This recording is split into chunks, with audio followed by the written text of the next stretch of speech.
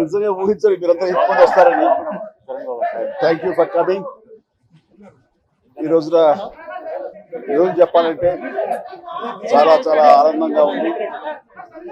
45 సంవత్సరాల సుదీర్ఘ ఈ కళా సేవకి కేంద్ర ప్రభుత్వం గుర్తించి ఈ పద్మ విభూషణ్ అవార్డు ఇవ్వటం నిజంగా చాలా ఆనందంగా సంతోషంగా ఉంది.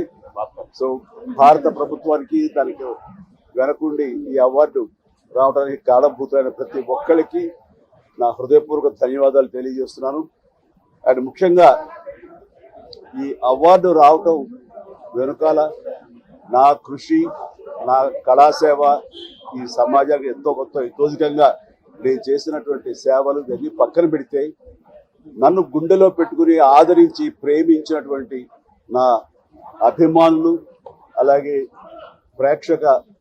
ప్రేక్షకులు, అలాగే నాకు ఎన్నో అవకాశాలు ఇచ్చి ఈ రోజున నేను నాకు తీర్చిదిద్దుకోవడానికి కారణభూతమైనటువంటి నా డైరెక్టర్స్కి, నా నిర్మాతలకి, నా ఇతర టెక్నీషియన్స్కి, ప్రతి ఒక్కరికి ఎవరైతే దోహదపడ్డారో ప్రతి ఒక్కరికి నేను ధన్యవాదాలు తెలియజేసుకుంటూ ఈ అవార్డ్ ఇదంతా వారి సహకారం నేను ఈ ఎత్తుకు ఎదగడానికి కారణమైనటువంటి వారందరిదీ.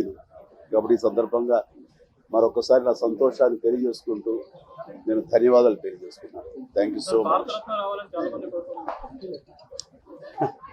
ఏ టైంకి ఏం రావాలో అది వస్తుంది తప్ప అది రావాలని ఆశ పెడితే వచ్చేది కాదు. దర్శి ఏమండి,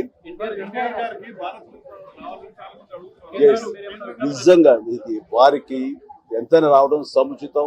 రావాలని నేను కూడా మనస్ఫూర్తిగా అభిలషిస్తున్నాను, రావాలని కోరుకుంటున్నాను.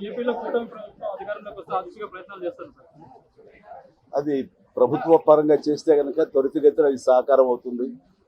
అండ్ డెఫినెట్గా ఎంతైనా సరే అది ఎంజీఆర్ గారికి వచ్చినప్పుడు వీరికి రావటం కూడా అంతకంత సముచితం అండ్ అది ఆనందదాయకం. దానికి నేను ఎదురు చూస్తుంటాను, నేను కోరుకుంటున్నాను రామారావు గారికి భారత రత్న రావాలి. ఏమా నేను రాజకీయాలకు అతీతంగా ఉన్నాను అనుకోవచ్చు.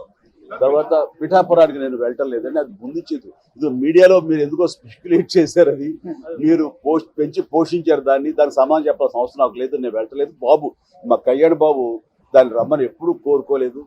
నా కంఫర్ట్ వదిలేస్తాడు. ఆయన తను బాగుండాలి, తన జీవితంలో అనుకున్నది కోరి సాధించాలన్న అభిలషిస్తాను. నేను నాకు ఆశీస్సులు అందజేస్తాను.